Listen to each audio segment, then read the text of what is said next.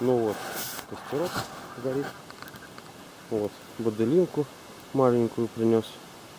Вот она. Сорвал я ее. Вот здесь стояла. Я ее сорвал. Она сухая полностью. Вот ничего, ни топорик, ни пила. Как бы сорванная просто. Сломленная. Вот. Для костра, чтобы он лучше горел в сугробе. Вон там выемка. Вот так вот сделал. И, ну и здесь вот, соответственно. Ну и здесь я хожу, и туда я бывал, ходил. Вот. И чтобы воздух вот так вот поступал к костру, кислород. Вот как-то так.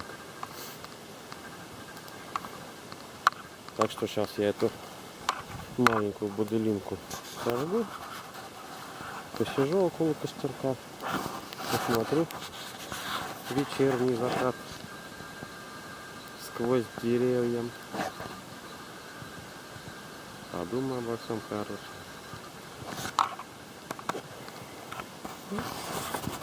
Буду собираться в сторону дома.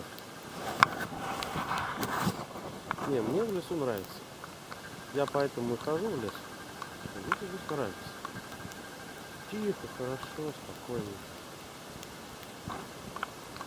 Тут можно расслабиться душой. Душой, вот именно такой расслабиться. Не тело. Тело это что? Тело. Пришел домой потом, посидел 5 минут и отдохнул. А душа. Хорошо.